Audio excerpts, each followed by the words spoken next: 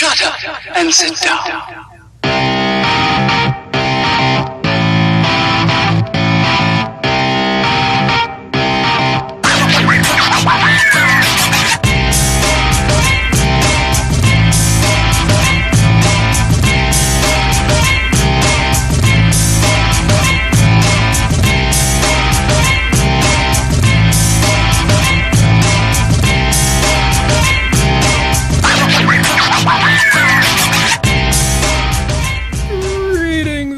Welcome to Epic Fail number 135. Yep, that's what it says on the screen. That must be right.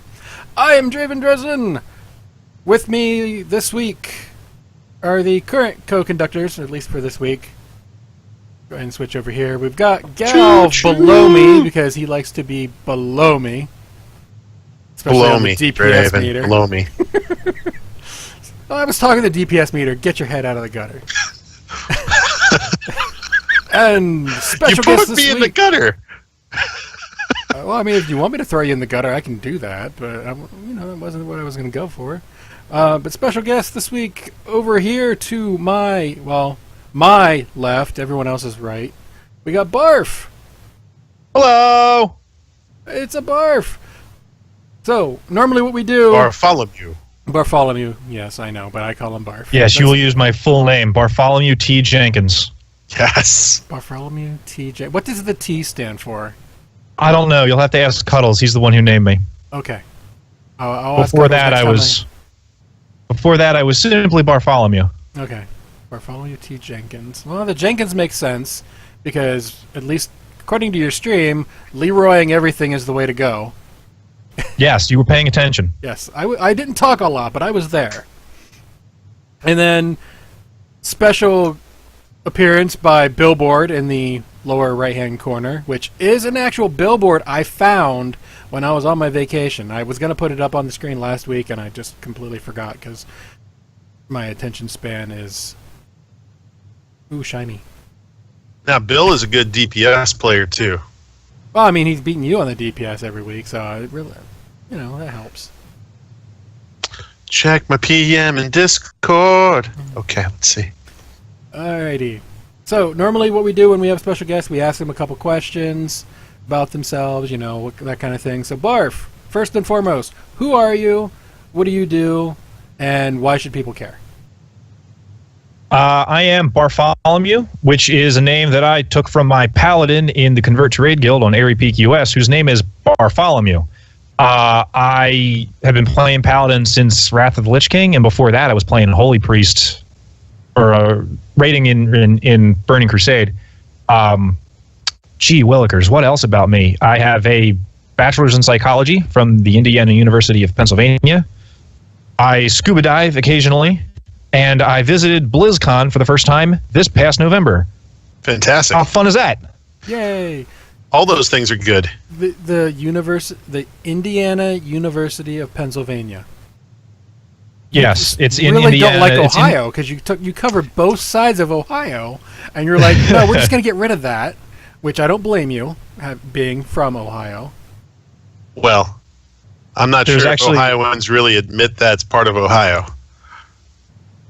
There's actually a town in Pennsylvania called Indiana, which weirded me out when I first heard about it, but that's where the name of the school came from. Oh, yeah, I know lots of interesting town names all over the country, and we'll just leave it there because we can get into X-rated territory real quick with some of these names, and we don't need to cover that.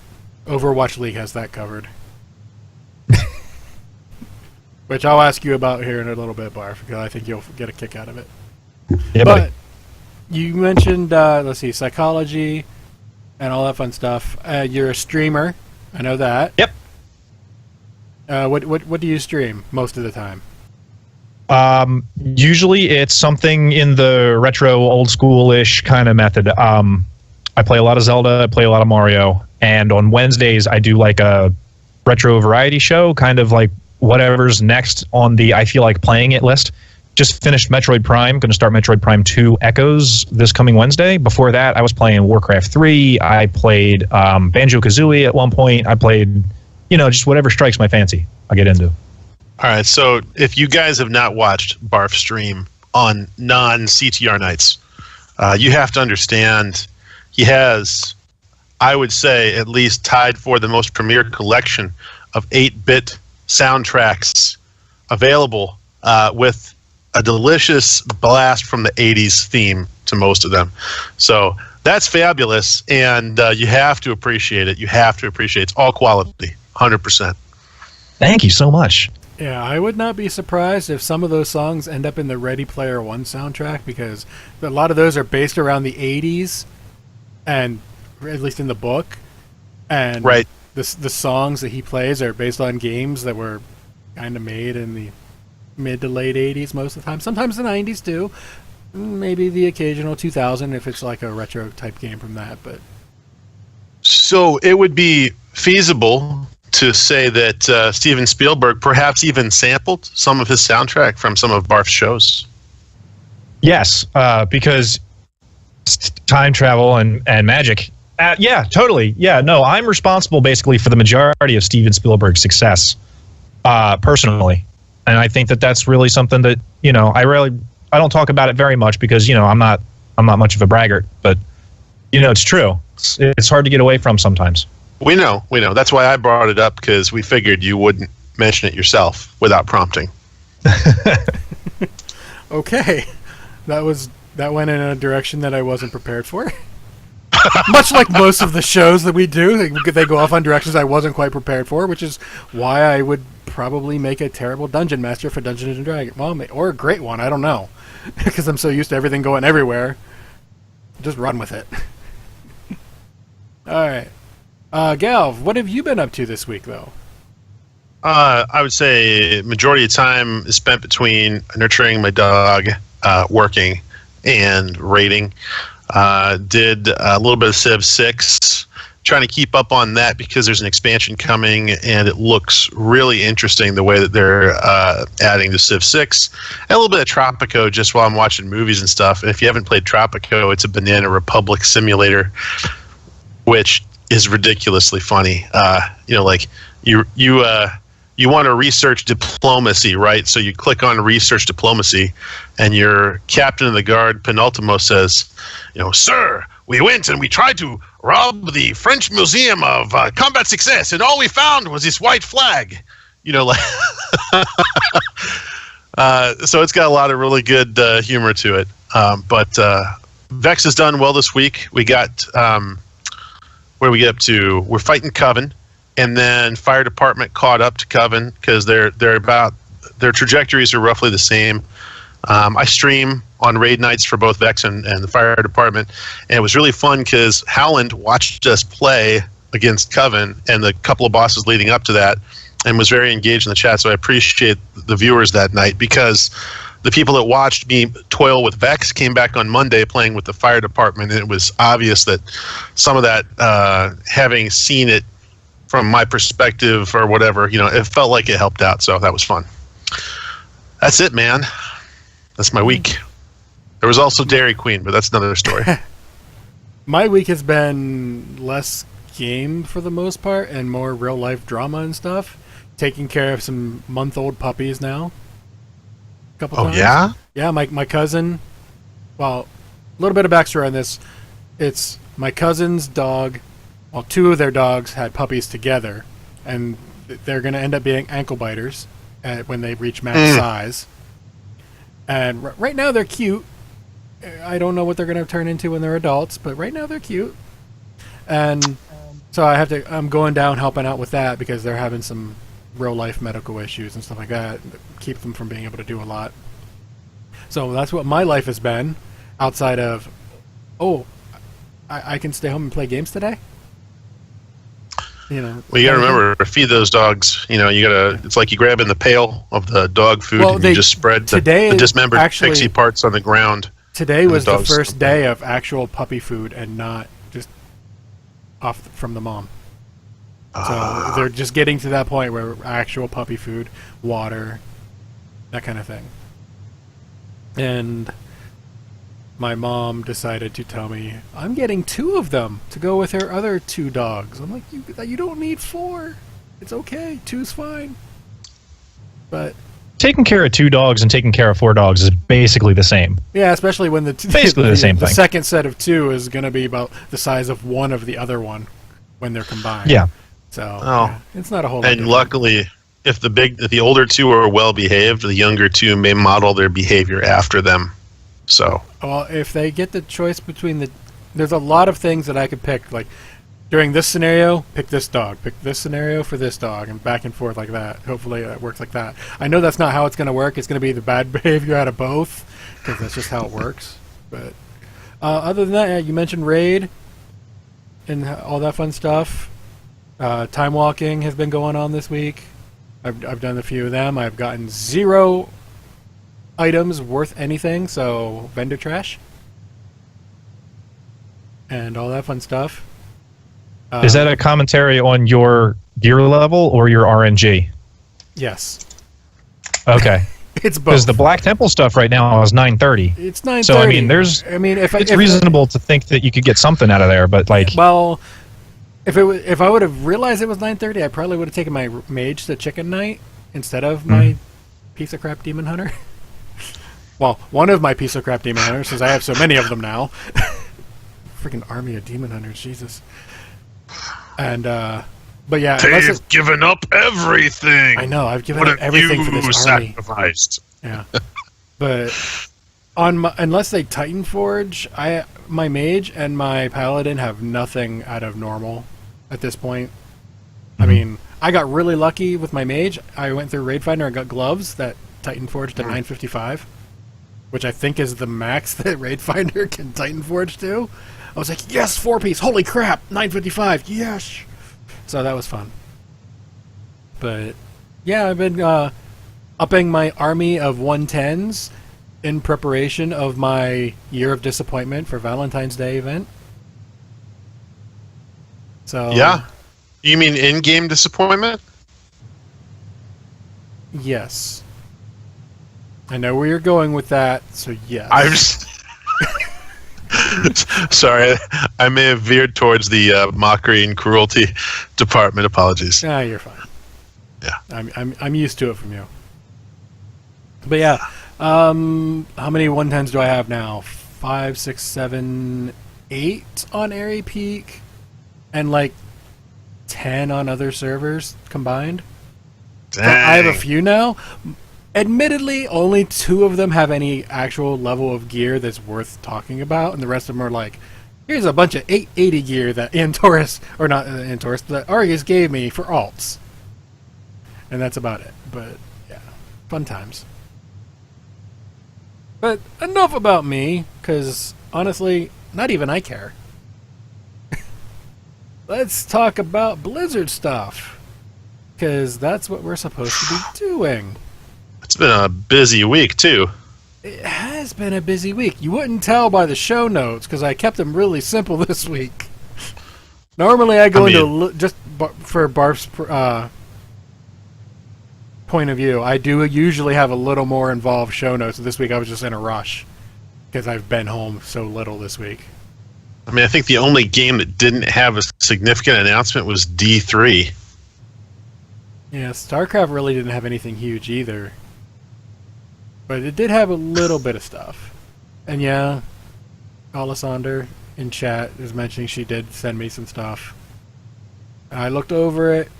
There's some tournaments going on, that kind of thing. Mm-hmm. It's StarCraft. There's not really any big news outside of esports tournaments. Unless there's a patch. Esports are picking up. Esports are picking up, but StarCraft is not. It's actually on its way down, I think. Sadly, because it was always one of my favorite. It was actually my first esport I ever watched. Oh, I mean, but it is big tournament season for them. It's getting there. There might be, I don't know, maybe Overwatch is drawing some of the StarCraft crowd. Well, Overwatch has drawn every other crowd.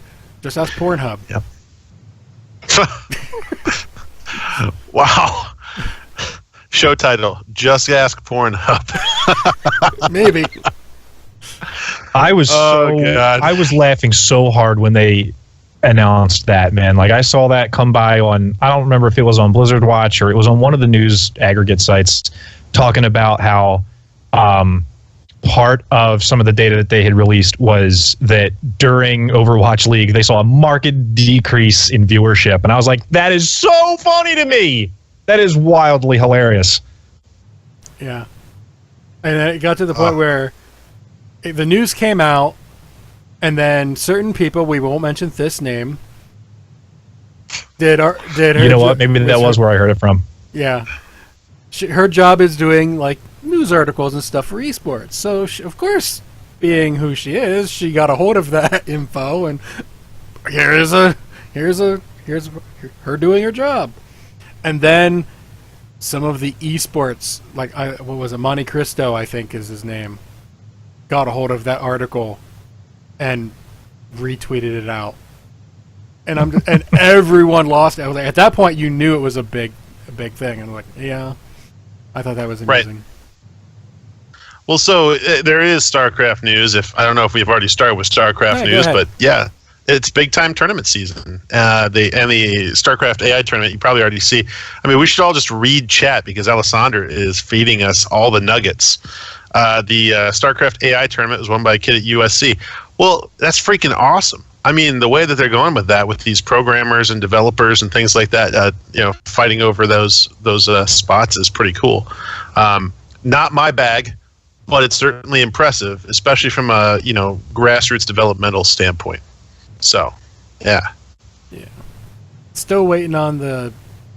I'm blanking on its name again this week. I looked it up and everything. The one they announced at BlizzCon in was it 2015, 2016? Yeah, Deep Thought, right, or whatever it is. That's what we called it, Deep Thought, because Hitchhiker's Guide to the Galaxy. Deep Mind. Deep Mind, maybe, but yeah. Whatever, which could be an abbreviation. One of my guys, who's a friend from India, his name's Deep, so maybe that's his project. Maybe it is. Maybe it is. So yeah, I mean, there's some stuff. I'm giving Alessandra in particular a hard time because she's really the only one who cares about StarCraft news outside of myself, and even that is kind of just like, it's a tournament. I mean, they're doing a Heroes of the Dorm style tournament, so that's cool. They're gonna be not at the official Olympics, but like next door during the Olympics, like as a test run to see if they get viewers, and if they do well enough, might get some esports competitions in the Olympics at some point. Probably not for a good 10 years or so, but look, if they can AI program Doritos to fly into my mouth like a Zerg rush, I'm going to be happy. Full-size Doritos? It depends on the day. Because I've seen some nasty Zerg rushes. I don't think full-size is a good thing to do there. Yeah, get your Pac-Man on. Nom, nom, nom, nom. Okay. Yes. I'm on board with this plan. I'm excited about this plan. Thank you, Vinkman. Get her! Yeah. That's your plan, Ray? That's the plan. All right. Moving on.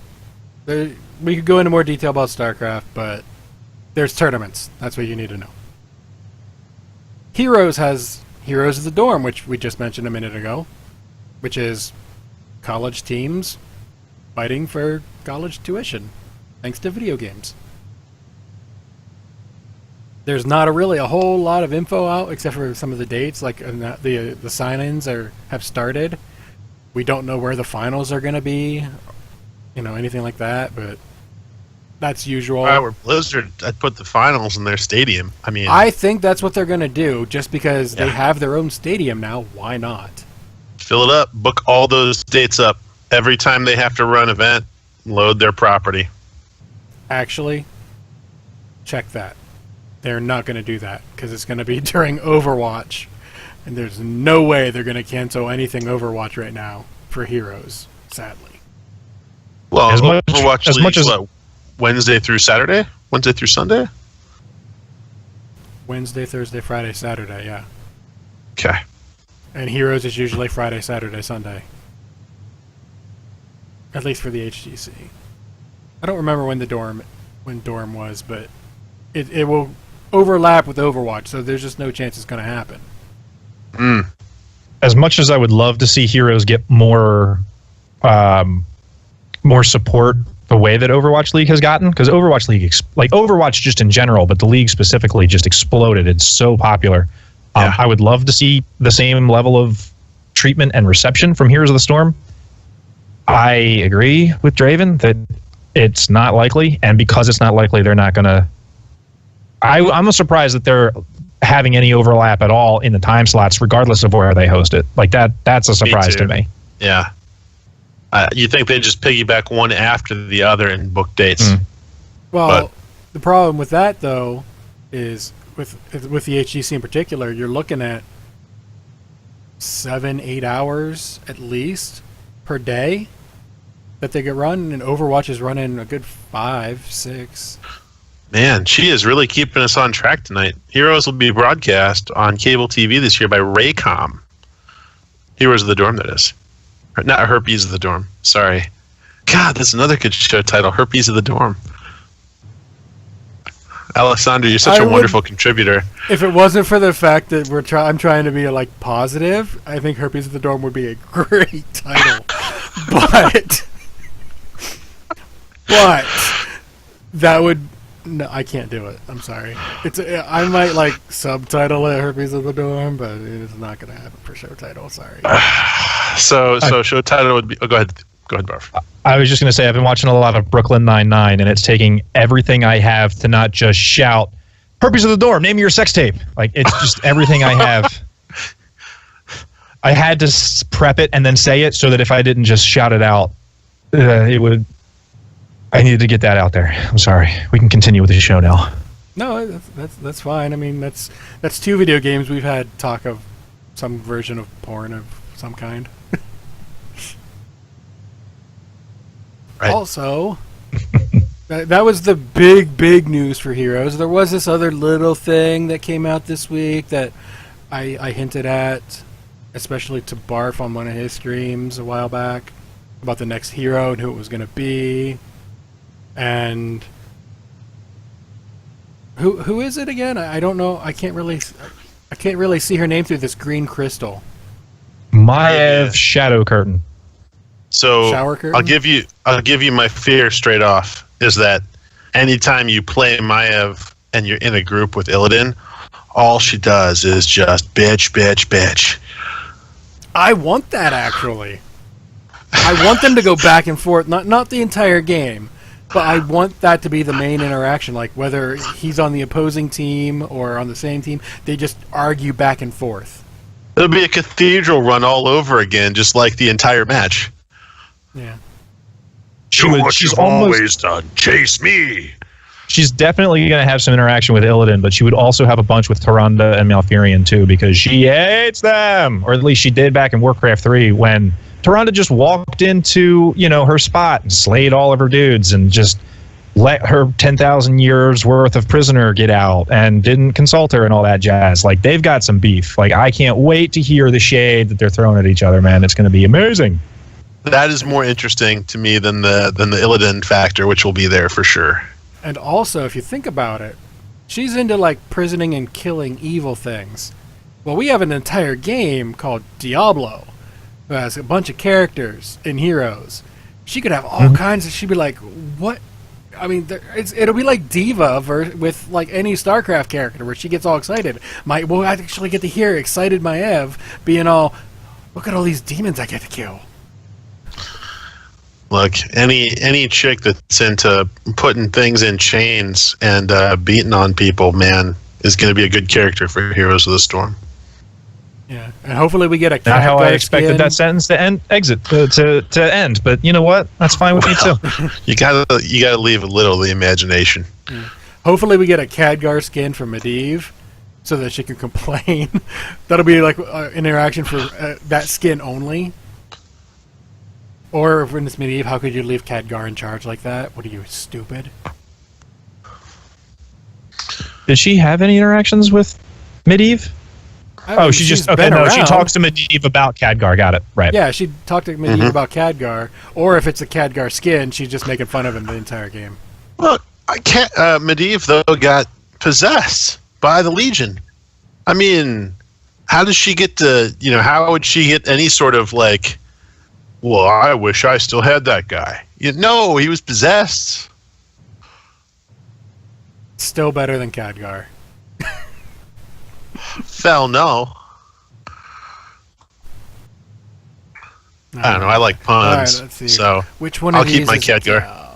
Yep, there he is. Oh, gee, Galv disappeared. I just shadow melded. Yeah. I was surprised that she didn't get Shadow Meld, honestly. Well, I think she. Good point. I was surprised she didn't get any kind of stealth at all.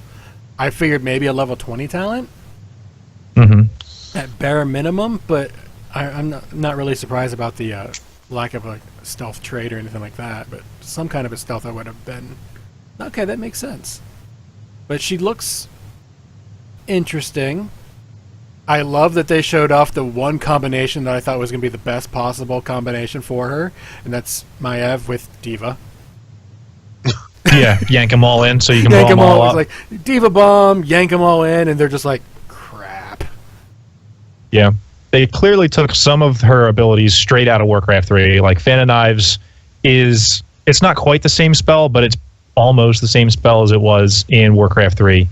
What was the other one? She has like a modified version of Blink, which is still, it's very clearly from the game. It's kind of like the Sylvanas, the Banshee toss thing that she does, where she can teleport. Yeah, Except it's it very comes similar to back that. to her too. Yeah, where in in the original game she was just a straight up Blink, the same way like Bolt of the Storm is now, or the Wizard Azula. What's the wizard's name? Li Ming. Li Ming's Blink. It would have been the same as that.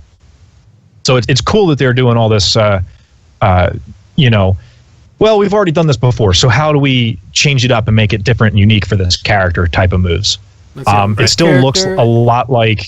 Yeah, on this character, you can teleport to the end of it, and it'll do a little bit of damage.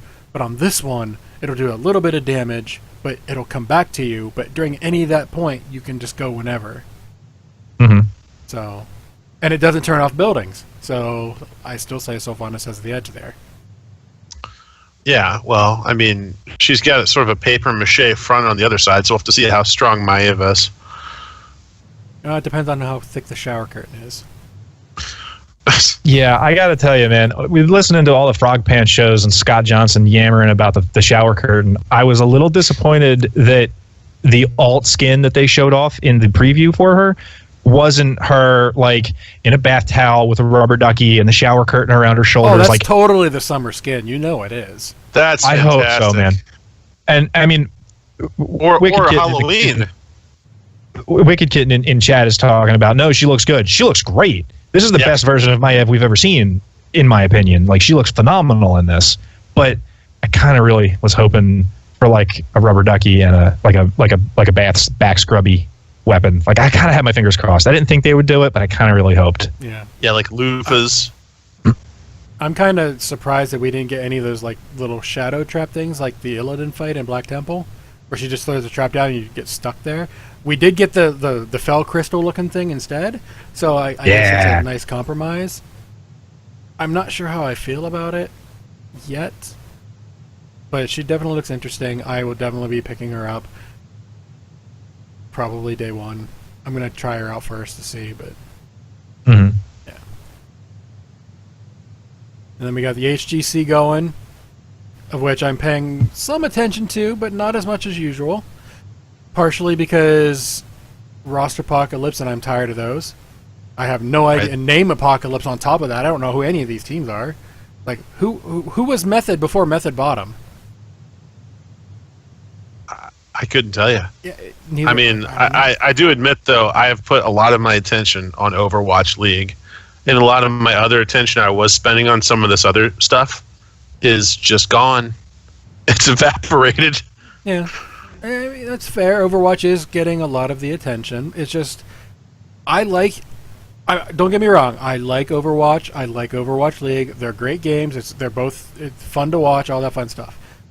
But Heroes is the game that like StarCraft got me into esports. Heroes was the one that was like, oh my god, I gotta. And I learned everything I could about so many different teams, and then roster apocalypse after just roster change, team change. I'm fine with the team switching out for new teams like Heroes. Hearth is in there now. I'm fine with that because that means they won, they deserve to get in. It's just I don't know who any of the teams are right now. I mean, I recognize Team Dignitas, their name, Fnatic, that kind of thing, but I don't know who any of the teams are, so until I figure all that stuff out, for now it's just kind of like, oh, it's Heroes, that's cool. No, I really don't follow esports, generally speaking.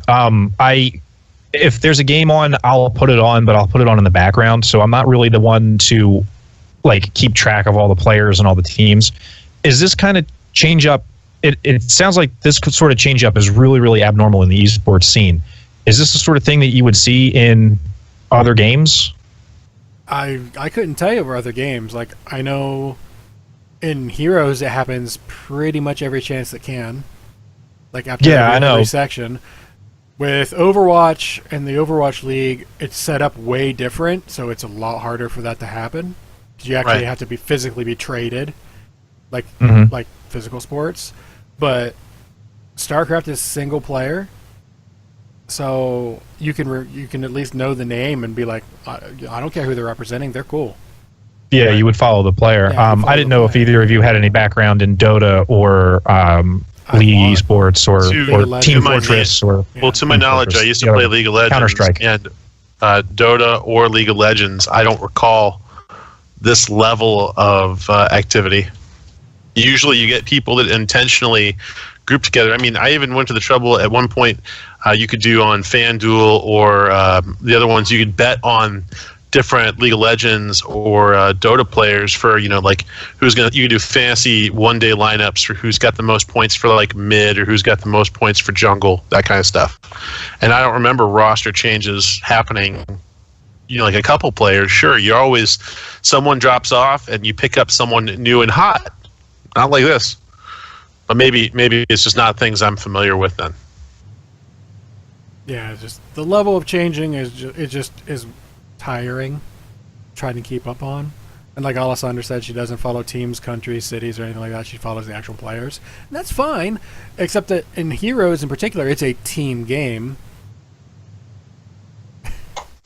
So, yeah, it's...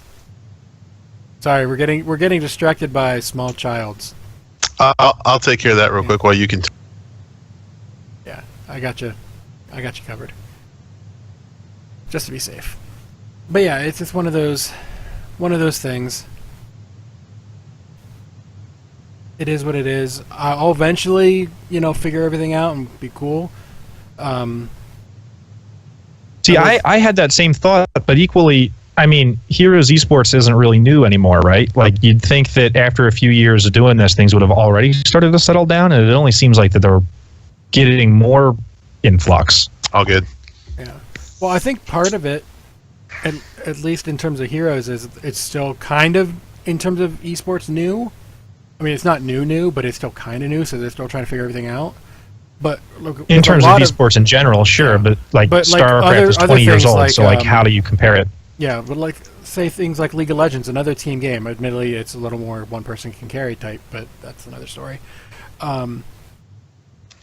You don't see a lot of those teams switching up too much because they realize eventually sticking together, they will, you'll figure something out, and maybe a trade will have to happen somewhere along the line, but you don't need to switch out your entire team every 6 months because it didn't work out right. And I don't think Heroes has figured that out yet. Like, you don't have to switch everybody out.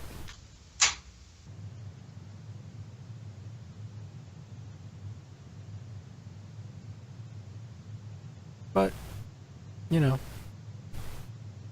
So, it'll figure out. Any other interesting Heroes stuff going on?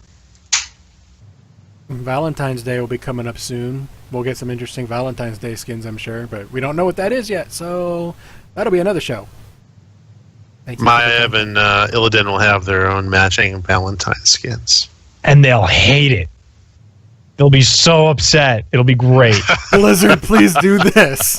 I never even thought of that. They'll get like they'll get the cartoon that we'll get, the cinematic thing we'll get will be a costume party for Valentine's Day, and they'll show up in like Raggedy Ann and Andy or something like that, and they'll be like, really, to each other, and they'll just be bickering back and forth. That'd be so funny.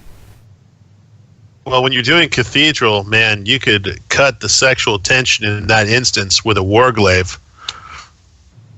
Yeah, that's what kind of tension there is. You play a hunter and you have a pet, so that makes sense.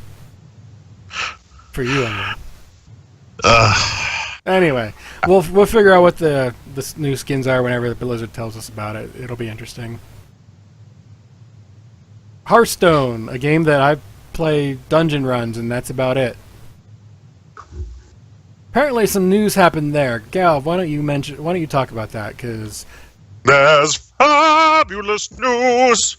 Okay, so one thing that most people have complained about is the laddering system, and for once, they introduced a brand new. They're going to be patching this, and they're going to do a brand new ladder fix.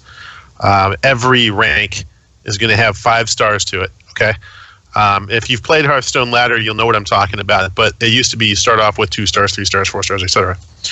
The other thing is to get the monthly or seasonal card back, you have to win 5 matches during the season in ranked play. So you don't have to get ranked 20 or whatever it is. But the biggest change, and the one that I think has gotten the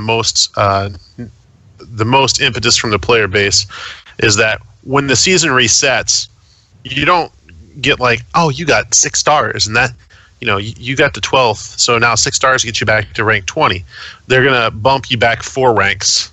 So right when the next season starts, everyone's starting 4 ranks lower than they ended, but they're right back in the mix with the same people they've been competing with.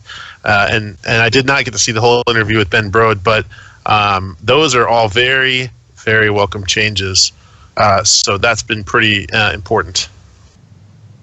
Yeah, absolutely. The casual laddering strategy was very frequently, just wait till the last 2 weeks of the month, because the first 2 weeks of the month, you're going to get in there, and it's going to be you at the rank that roughly you probably should be at or a little lower, versus like much higher ranked players who are working their way back up to their rank, and they drop down into your league because that's just how the dice, that's just how the numbers come up.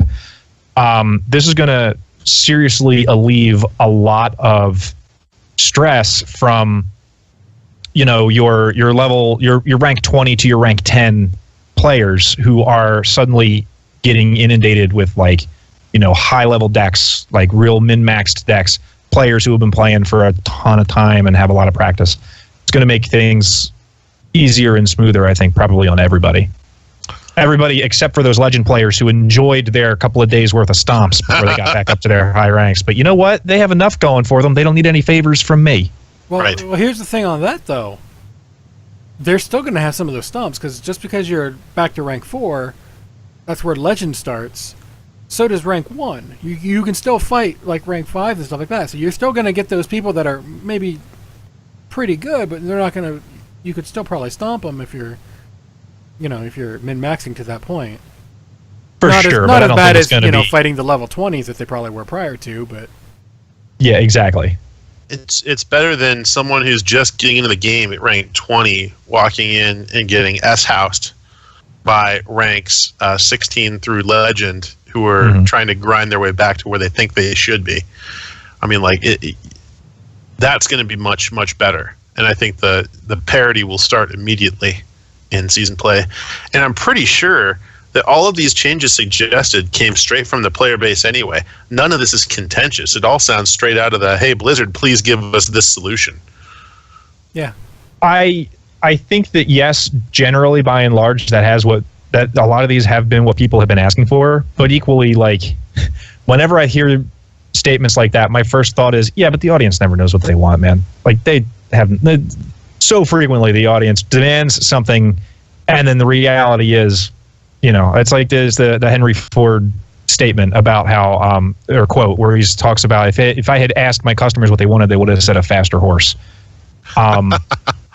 So it's great that Blizzard clearly has their ear to the ground and they're listening to player complaint, but it's still. First of all, I'm sure it's going to be contentious to somebody, and secondly, these all seem like common sense changes. But and I'm sure they know what they're doing. But I'm hoping that each of these changes, even the ones that seem really obvious, came to us after rigorous back and forth, like a lot of internal discussion. Oh, I'm almost guaranteeing that happened. They weren't like, oh, these 50 people, they're really loud and they want this. We should do that. I Right. think they probably went back and forth for a while on it. On paper, they seem like great changes, especially for someone who used to play ladder and then stopped playing the game. And now I play dungeon runs like on my phone or something like that whenever I'm out and stuff. But Well, I think that you got to look at the global perspective of Hearthstone. I mean to keep droning on about Hearthstone because I enjoy it, but it's got a couple particular things about it. Is you have to spend money to stay relevant in Hearthstone, and so one thing that they have to be conscious of is barrier to entry for players, which is going to generate the revenue they want. And if you have the most dominant form of their competitive play, which is the ladder, and you just can't, and the only time you can break in is the last 2 weeks of the month, that had to be fixed. So, yeah, I mean they're still going to have the barrier of entry, especially the longer the game's out. They have done some things to fix it, like the way the seasons are working. exactly. Some of the decks are not relevant anymore, but at the same time,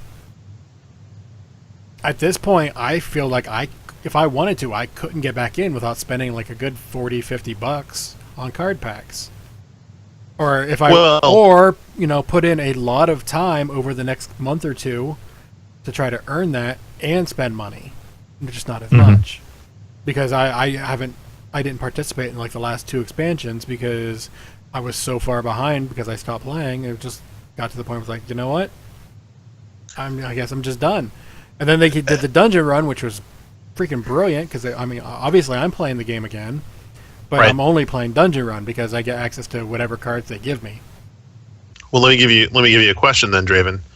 So, I'm pretty excited that pretty soon Patches the Pirate will be gone. I never got him. Couldn't get him in any packs, and I avoided crafting him because we kept getting closer and closer to the day where he is going to be seasoned out, which is going to come up in March or April here. And at any time, you could cash out a bunch of your gold from World of Warcraft and buy new seasonal packs. Yeah, there's one problem with that, and we'll get into this with the WoW discussion, but I don't have a lot of gold anymore. Oh, well, that's not my fault. Well, I might... How many spider mounts did you buy? I didn't buy any of them, and if I was going to buy any, I would buy one. But I'm not paying 2 million gold for a mount. No matter how cool it is, I really want that mount. It's pretty cool. It's awesome, I want it. But that's not why I'm broke at the moment. We'll get into it during the WoW part. It's hard to outfit an entire army of demon hunters. And paladins. So many and blindfolds. I know. So little time. Yeah, I can only run Black Temple so Well, you're going to save money on shirts, right? Right, but 50 Shades of Green. And purple. So, jumping ahead into the WoW section, just because you brought it up, we're going to cover WoW later officially, but this week, Chickens did Black Temple time walking for their raid, which was fun, and I took a Demon Hunter, and Kara, the raid leader, like, not even to the first boss, she's like, oh my god, who's this nearly naked person? And I'm like, looking, I was like, that's 100% gotta be my character. Because all of my demon hunters are wearing the least amount of clothing possible, because, logically speaking, clothing would restrict movement, and they are a movement-based class. Well, I mean, you also transform into that big thing, and, I mean, you never see the Hulk running around in, like, shoulder armor, and, well, I mean, there was Ragnarok, but that doesn't count. Yeah, but they built that armor for the Hulk in that form. Yeah. So He wasn't transforming back and forth. It doesn't work. You got to have stretchy pants. That's how it is, man. That's what Blizzard needs. Blizzard needs the purple tie waist sweatpants for your Demon Hunter tanks. Perfect. I would do that. Yeah. Yeah, sign me up. Yeah, I'd go for that. But that really is logically, my brain was like, that would be a good reason. Like, I have the shoulders, I keep them hidden. Helms, I keep hidden. Belts, I'm almost always hidden on every character. But... And so Kara's, like, honing in on this, huh? I just happened to walk by her screen, on her screen, and she just noticed it, and I was like, that's 100% gotta be me. But I didn't just say happened anything. to sashay right in front of her camera, huh? Mm-hmm. I thought it was amusing. You know what else is amusing, though? Blizzardworld! The map in Overwatch. Absolutely. Yes, Barf, I am the king of bad transitions. I'm just excited to talk about Blizzardworld, man. I know, it's so me much too. fun. All right, so I'm going to quick story for you guys. Tuesday night, my Vex raid gets out at like 11 o'clock, and I'm tired as all bleep. And I tell everyone, I'm going, bye. But before I logged, I'm like, I kind of want to look at the new map. And so I rolled a custom game just because I wanted to like wander around and look, and it turned out to be populated with easy AIs. And so I spent the next hour and 20 minutes playing with multiple characters, running around checking out these cool things in Blizzardworld and seeing how high of a kill count I could get. And I actually got my best kill count with Symmetra. 72 kills. Sounds about right. I've been hearing that Moiras have been getting close to 100, 150 in actual games. There's some tight quarters for that ball to fly in. Yeah. Moira, she is so annoying. But, you know, it depends on what you play. I've been playing a lot of Junkrat still. Junkrat was my first pick there, yeah. Yeah. Every now and then I still go back to Reaper just to keep fresh with it. You know, keep up on it. But it's been Junkrat, and then if Junkrat's not available and we don't need a tank, Pharah has been another one because I like being away from everything. And otherwise, if I have to pick a tank, my go-to lately has been Diva. Just because of the new skin. So, an observation on Blizzardworld is I would say that the one piece about Junkrat is that the map favors his ult heavily. There's not a whole lot of places where you have to run that tire through open terrain and lanes to get shot down. You can be coming over the top of walls, buildings, huts, through hallways and stuff. So that was pretty fun. I got a 5 kill this week. Why they were that grouped up when they knew there was a Junkrat, I have no idea. But I got a 5 kill. The 6th person killed me in the middle of it, but I got a 5 kill. Yeah, worth. Yeah. I'll trade. Yeah. So what's you guys' favorite part of the map is what I want to ask. I know I jumped over top of you, Gal. I'm sorry. No, I'm just trying to think of what my answer would be. Snacks Ramus is not allowed because that is everyone's default answer. Oof. I was thinking of that, but there's two pieces of moving scenery that I really like, and that's the Flight to Duskwood and the moving turret from StarCraft / Heroes of the Storm, which is what's her name? Sergeant Hammer. Girl with the big ass tank. Sergeant Hammer. Yeah, Sergeant Hammer's tank that rotates in place because they're moving pieces of scenery. I'm not sure how much use I'll ever get out of manipulating the Flight to Duskwood ride, but still, interesting ideas that you could possibly play with. What about you, Barf? I honestly couldn't tell you, man. There's so many cool things. Like I'm looking through pictures just because I haven't been there actually in a little bit, so I'm trying to refresh everything.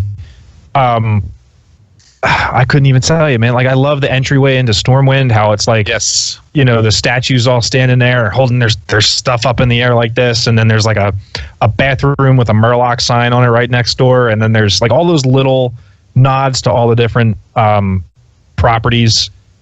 I don't know, man. Like the giant pylons that are standing there, and it's like all StarCrafty on that side, and I don't know. I don't have to tell you. Like, there's so many cool little things. So your official answer is yes.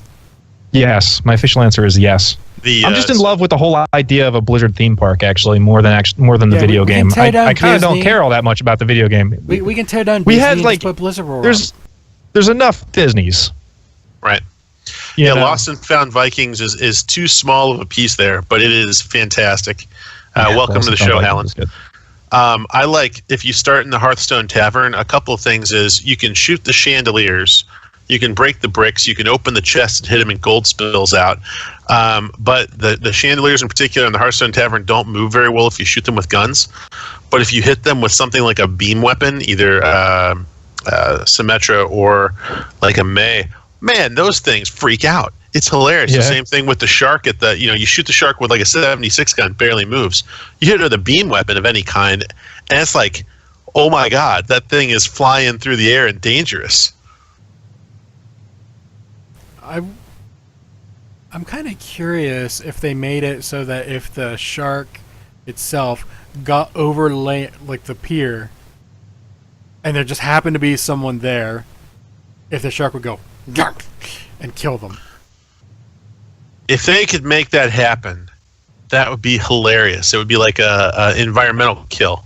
Yeah, that would be great. I don't know they could do that, but that would be amazing. Not quite. I don't know if it would be as amazing as getting an entire team kill thanks to Zarya's ult. Graviton Pulse. Yeah. That thing that was cool. That was pretty awesome. But yeah, it's. Yeah, there's. How about this one though, Draven? There's still at least a half of a theme park to go. Maybe they'll give that to us later. Yeah, a second Blizzardworld map. Okay, I'll take that. Yeah. Right. Sure. Yeah, because from what you can see across the lake, man, it looks awesome. I kind of want the ability to get on the roller coasters. Or how about environmental kills from the roller coaster? The you bump someone with like a... The roller coaster accidentally derails and poof onto somebody. Well, imagine more like Euphera or Lucio someone right when the car comes by, and it's just like, boom. Otherwise it's a wall, but if the coaster comes by while you're up against the wall, you get KO'd. There's all kinds of fun things. If I was gonna pick a favorite spot, I mean, honestly, I'd pick Snaxramus, but I disqualified that already. Right. I don't know. I think the StarCraft, the whole little StarCraft area looks great. Like even the shops in there. And it just, I'd probably go with that just because I think that looks the best out of the entire area. But if I had to pick one small thing in particular, there's a poster which looks like a movie poster, and I think it's a picture of Grom, and it's just called Hellscream. It looks like a horror movie poster. Yes. I was like, I would totally watch. Is that for the Hellscream roller coaster? Yes. It looks like it's a movie poster. It's in a building. That's one of the other things that I really thought was awesome about the map, is it is so not linear. Along the path, there's all these buildings on the side that have been completely hollowed out and opened up, and even though there's stuff to see in there, you can flank in so many ways on that map that I think is unique to that particular place. Yeah. The one exception to that, while there are flankability places, that first checkpoint, up to that point, there's two hallways. There's some hallways, yeah, but everything kind of converges through a certain area, so you really can't, unless you're someone who can invis or teleport or something like that, it's really hard to flank around to the sides a decent amount. So people like Widowmaker on defense of that first point is all kinds of fun, as I would know. Widowmaker's another one that I've been playing. But I've been using the Nova skin because I like Irony. Because, yeah. I love Irony because I use the Widowmaker skin in Heroes, so why not? Sure. Yeah. The Nova skin is one of my favorites from the new batch. The Diva skin is my favorite. but the Nova one. That one is That's Diva's everyone's favorite, fantastic. though. It's kind of a cop out. Black Cat Diva, right? Would you guys forget that Sonya's in it now? Come on now. Sonya is in it. Yeah, but I don't It's play Zarya Zarya ever, Sonya, so- right? Yeah, but I'm gonna start with a Sonya Fair skin. enough. Are you kidding me, Fair man? enough. That one and the Black Hand skin for Doomfist, Yeah. gorgeous, Oh, yeah. phenomenal. That was great. I can't stand the gameplay of Doomfist. I tried. I really did. He seems like he's a lot of fun for people who get him. My brain just doesn't, so... He's a lot of fun Those are- for all the players that come by and explode me over and over again. Yeah. Those are my favorites, though, man. Any of the ones that are like references to the other material, like Nova and Sonya, and then there's the Magni one, and there's like all the ones that are outside references. Oh, sign me up.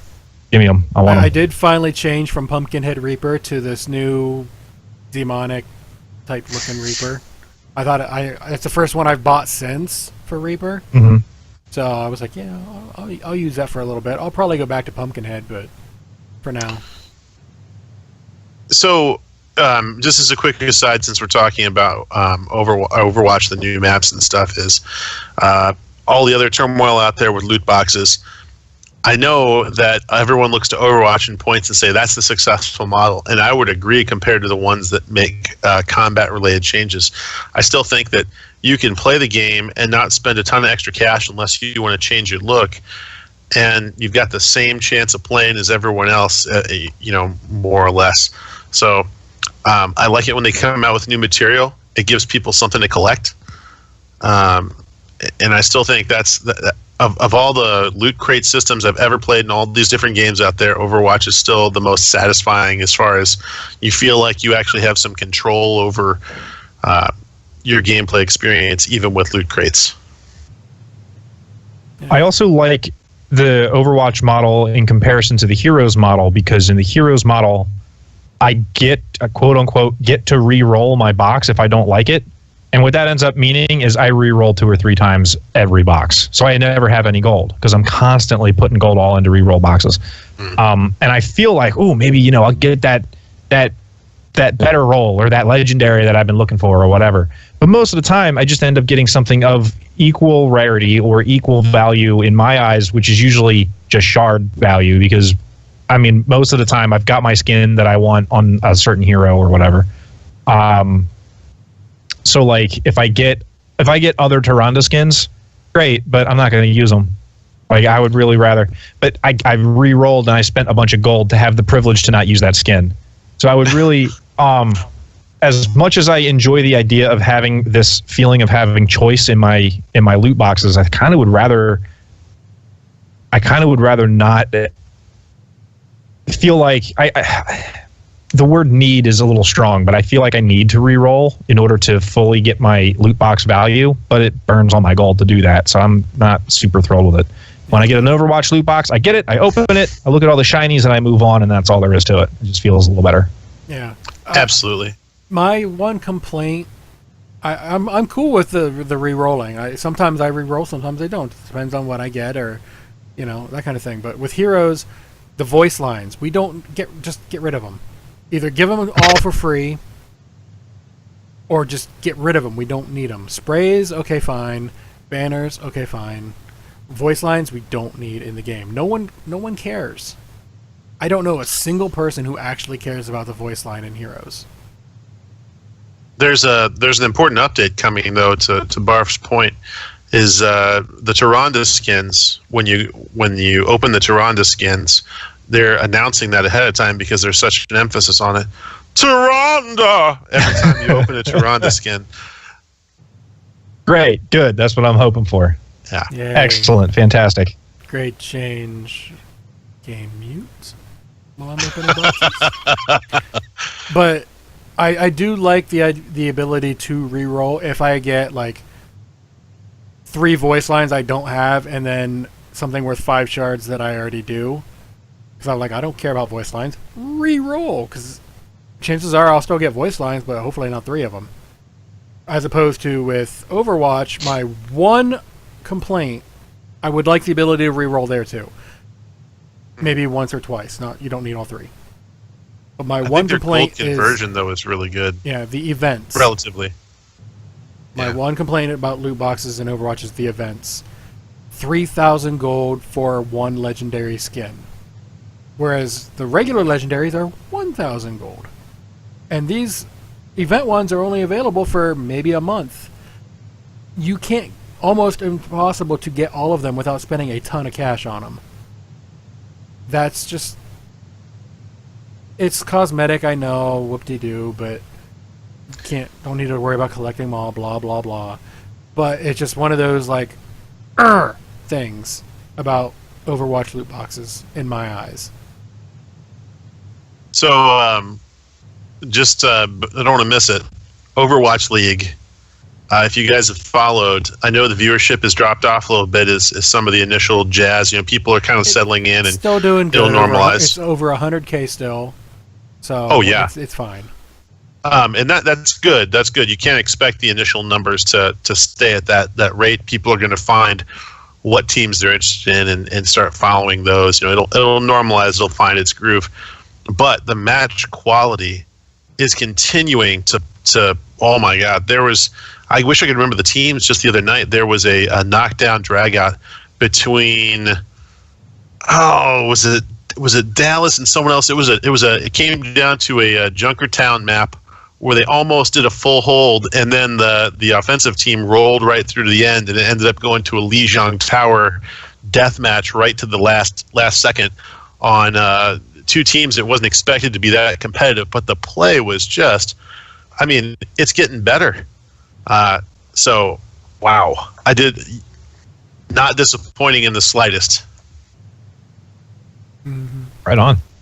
Yeah. I don't remember who it was, but I was Totem messaged me saying best Overwatch game so far, and it was 2 days ago. So I think that was probably the same one I'm talking about. They said it was. Probably. They said it was an easy contender for match of the year. So yeah, hopefully we get some more. And I'd like to see the parity improve slightly. I know they didn't quite know what they had yet. But like San Francisco Shock, after watching them get the crap kicked out of them over and over, I kind of hope that they catch up a little. You know what I mean? Like I don't want it to be the haves and have-nots all the time. Well, it's a set schedule. They know who they're playing ahead of time. We don't always know, but it just happens to be, you know, this particular team has they're going up against rank 1, rank 2, rank 3 in a row. Sucks to be them. Right. You know, that's just going to happen. It's going to happen in almost any sport, especially since there's only 12 teams. So, you know, when there's more, we'll get some more, you know, random things. But just some of the win-loss records was the word I was trying to find. I'm surprised at, like, Dallas Fuel hasn't won yet. Or at least hadn't last I looked. I don't know if they've won. They're way lower than people thought they would be considering. I thought that the one team they would have kind of get screwed over by was Seoul Dynasty. Outside of that, I thought they were going to kick the crap out of everyone. And so far, Dallas Fuel is kind of getting curb stomped by just about everybody. Right. Like, Philly Fusion's middle of the road. I think isn't London Spitfires doing really well. Seoul Dynasty is doing really well. There's one of the LA teams was really I think that was it. Was the two LA teams going at each other? Was that match the other night? I don't think that was the one that I was referencing, but maybe they remember definitely that was definitely a lot closer and a lot better of a match than I thought it was going to be. I was like, yeah, this team's going to dominate the other one, and it ended up not happening. Right. So yeah, games are great. I mean, if you can follow it, and there's a ton of info out there to help you follow it. If you can keep up with it, you're doing good. And just one more thing about that, by the way, I am pleased that the announcer staff, the Blizzard staff, the people involved in that, there's a couple of lady announcers. One of them's European, and she is fantastic. And one of the things I like is seeing the enthusiasm and diversity of this group of Blizzard employees that puts on this production. And every one of them is authentically a fan. You know, sometimes you see that and other sports, and it doesn't feel that way. There is no question that everyone that Blizzard's got on the screen is, first off, more than qualified, and second off, a huge fan of what they're seeing. So that's really cool. So I have a question on that, and then we'll move on when we get past this. Are you watching Twitch chat at all during the matches or between matches or anything like that? I can't. No, the Twitch chat's such a cluster bleep. It's completely unusable. I love that you're self-censoring like that. Yeah. But you know what I'm saying? Like, I was excited to see the Twitch chat until I saw how many of it, nope. It's a complete cluster bleep. Yeah. Yeah. Well, the reason I was asking is I was wondering if the toxicity of normal Twitch chat towards anything to do with females was there during Overwatch League, or if it was just everywhere else, and for whatever reason, the in-game toxicity sometimes of Overwatch didn't manage to bleed over to this or something, because it was just one of those things where I'm noticing, like, in Heroes, and Barf, you can probably attest to this, yeah, I know you're watching it every so often, when Gillyweed is on, half of Twitch chat is like, oh my god, it's Gilly, blah, and I'm like, she knows what she's talking about, her voice is not terrible, she knows what, like I said, she knows what she's talking about. What problem is there? I don't understand. I can't watch Twitch chat. I don't have the stomach for it. I can't do it. I am fortunate enough that my channel's chat isn't that way, and the channels that I hang out in aren't that way. But that's a mixture of I'm seeking out channels that aren't full of jerks and actively avoiding the ones that are. So when it comes to watching esports, where there's several thousand people hanging out in chat room all being monsters, I full screen the action and ignore everything that they're talking about because I can't handle it. I don't want anything to do with it, so I avoid it completely. I can't say I blame you on that one. I can't handle it, and I don't have any emotional baggage associated with it. I just think it's disgusting. And like I come from a background of, if it wasn't for the fact that I intellectually understand and emotionally understand that this is a problem, like I don't have any personal background in problems like this, but so many people do. And it's totally like, it blows my mind that anybody exists on the internet at all. Sometimes that like you can come to here and you can come to the internet and be surrounded by such awfulness and still survive. Like, that blows my mind that people can do that.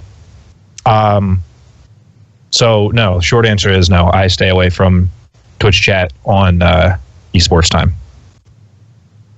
I have a fantasy about that though, and I wish they could segregate out the chat box so that you weren't just seeing everyone who's viewing typing in messages.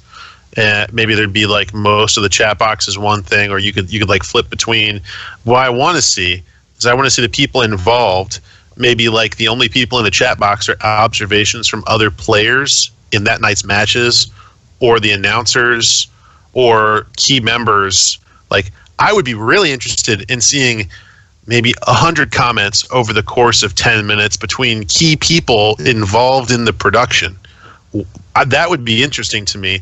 Just seeing 40 to 90,000 people's trash spill out of their mouths onto the keyboards is just a waste. Total waste of space. Yeah. I would definitely be in favor of something like that. Getting like even former professionals.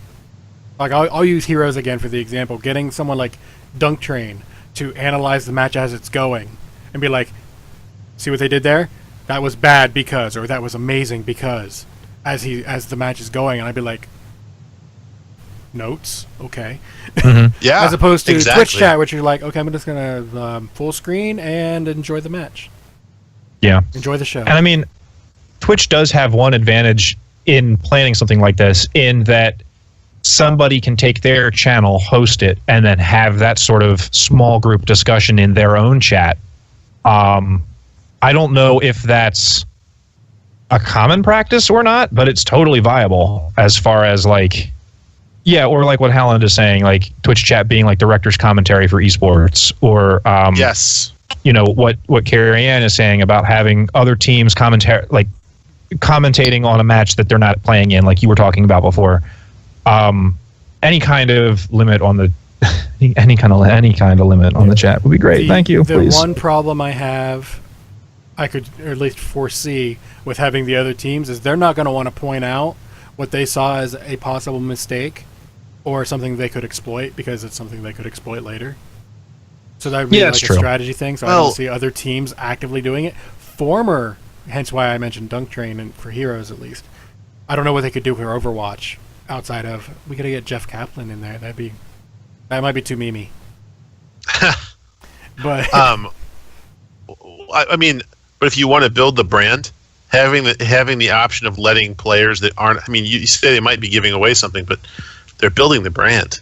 I mean, how much better to introduce some of these other players to people on a personality level than to follow their commentary during matches they're not playing and see their insights. But that would be a brand building idea. It's a great idea from a fan point of view, but thinking from a player point of view, if I was playing and I saw something, I'd be like, did you guys see that too? I wouldn't want to tell anyone about that, because that's something I could use to my advantage later, not point it out and be, So I see both sides of it from where I'm at currently. Yes, I would love it. From a player side, I could see why they would shy away from it. By having former people or analysts or something like that, I'd be in favor of that. So let me know if you're going to... Oh, go ahead. No, what were you saying? I was going to say, before you move on, just let me know, because I have one last thing to talk about on Overwatch before we leave. Go for it, because I was about to. Jeff Kaplan, Yule-log, Dino Flask. Yes. As soon as you mentioned, Yes. That was the strangest one yet. And I say that in the best possible way, but that thing was strange. Did you catch that one, Barf? Do you watch Dino Flask stuff at all? No. What is this? So Dino Flask is a guy who makes videos out of anything Jeff Kaplan says publicly and is on video, and he'll splice them together so it says something completely different. Yes. Well, I have seen some of this. Yeah, and he did. But I haven't seen this one that you're talking about. It's brand new. God. Yeah, it's like from yesterday. Oh God. It's one from the Yule log where he splices the Yule log one together. It's epic. Yeah, I will definitely put that in the show notes when I post it, because that was. It's not the funniest. It's not the funniest, but it's the strangest, and that makes it even funnier. Yes, because that whole Yule log thing was super impressive and surreal, and wow, just like. Yes, it's a moment in video game history. People are going to look back on the Yule-log the way they look back on the blood of Hakar plague. Oh, remember that time that amazing thing happened? We tested that. It does not work on the new map. Getting necrotic and stashing your pet with necrotic. Yeah, they got rid of that back for the blood plague. That's not possible. Or if I'm talking Veramathras on heroic, they learned their lessons. I couldn't stash my pet with necrotic because I would love to do that. What I want to see happen is someone gets it and dollar on hearths. Yeah. Like, they don't put their pet away. They get the plague, and then they hit their Hearthstone, or they're hitting the Hearthstone and then they get the plague, and hopefully, it times just right. I would love to see if that happens, and we're just, Howland, idea for raid night this week. No. Let's all hit our Hearthstone right before the plague comes out and see if we can't infect all of Dalaran. We might need some help, Barf. Yeah. I'm a paladin. I'll be fine. I don't get diseases. I don't get debuffs. Yeah. You guys do you. I'll be over in the order hall. Everything's fine. I just want to see if it would work. I know it's not going to, right? Because I know they got rid of the ability to do that kind of crap, sadly. But I understand the reason why they got rid of it, because that would be completely annoying to have it happen to you from the other side. Yeah. So, it's kind of like the Wrath of the Lich King, the pre-event, the zombie event. Everyone was like, "Oh my god," and I'm like, "I don't care. I'm a paladin." Cleanse done. The worst thing that happened for me was I can't take a flight path because I didn't have flying at the time. or something like that. But all right. So moving on, since we brought up something WoW related, we're going to do WoW stuff. And there's two things for news this week. The first is interesting. And for some people, rage-inducing. Because change is rage-inducing for some people. Like the people who want classic servers. Boom. I'll try classic servers. But I'm not Classic servers will be an interesting streaming experience. That is my statement. I'm sticking to it. That's a great point. I understand. That's a great point. You'll probably do more classic server than I will. I will freely admit this. I will try it. I don't plan on hitting max level before they put out the BC servers. Barf, are we talking about an authentic Leroy Jenkins experience? I don't know if I'll be a paladin. Gee willikers, what will I be? There's as much paladin pride as I have today, and I mean, my paladin brothers in arms know what I'm talking about. I don't know, man. Back in the day, what with the put a seal on and then throw your judgment and then melee for a while and then put a seal on and throw your judgment, they didn't have the most exciting of rotations? Who knows? I don't know. We'll see what happens. Depends on which version of... Well, yeah, you say rotation. Two buttons isn't really a rotation. Yeah, you literally seal, judge, seal, auto attack. Yep. AFK for 10 minutes. Oh, I killed the mob. Okay, next. Shocking then. You didn't have the... How about the hammer? Season, how about the hammer of arena finishers? Get them under 20% and hammer them. Oh, yeah. There you go. Mm-hmm. Depends on which version of vanilla that they give us, and it also depends on how good my memory is of what those classes were like back then. Yeah, I didn't which is probably play. poor. I will freely admit I did not play during vanilla/classic. I started in BC right around either just before or after Sunwell came out. Mm-hmm. So that's when I started. I hit max level before Wrath happened. Admittedly, I had one max level at the time, and then starting in Wrath, I leveled every class at the time. Starting in Wrath, every class was max level, so I did a lot of leveling in Wrath, because what else was there to do outside of your official raid time? I mean, there was Perhaps a ton, don't get me wrong, but... maybe it's the nostalgia, but I seem to remember the class fantasy being stronger then than now. The class fantasy today, I think, is really strong. Yeah, up until today, like in Legion, is good. Yes, Legion. Up until Legion, I would say that's probably right. Yeah. Yeah, so I mean, it's fair to probably say. not going to be happy with some of the changes coming in the next expansion because some of the class fantasy seems like it's going away. Changing. And I say that because data mining officially started this week. AKA Blizzard put them on servers, and places like Wowhead said, "Oh, there's stuff there now." Ping, ping, ping, ping, ping, and they found all kinds of stuff. We're not going to go into all the stuff because what are we going to talk about when it comes live or even beta? So we'll touch on a couple things. Like we know what the Zandalari trolls look like now. We know what the little cat people look like. Yeah. Awesome Zandalari is how they look like that. You know, like that meme guy. They have no tusks. They just have that really flabby looking face to the side. And they have scales. I didn't like weird scales on their shoulders. Like I don't know about birthmarks or something, but it looks so weird. I'm like, okay, I can see. I don't understand that, but okay. All kinds of weird mounts. There's a giant bumblebee mount. Yes! I think that's going to be the 5 million gold mount. Oh, I need him. Oh, if only the spider awesome. mounts could catch and eat the bumblebee mounts, then you have to go buy them again. Bumblebees are immune to spiders. It'll be the thing. But that bumblebee mount is so awesome looking. Yeah, I mean, there's all kinds travel form for the Zandalari druids. You got 2 different dinosaurs. So I mean, there's all kinds of cool stuff coming, and they data mine the music, which you can find over on YouTube. Just type in Battle for Azeroth music. You know who data mined was Alessander. Data mined like frickin' everything and sent it to me on Discord. Holy crap! and it is impressive. I think, speaking of Alessandro, I think from now on I'm going to start doing the show notes like 2 days earlier and just start sending her the link and be like, have I missed anything?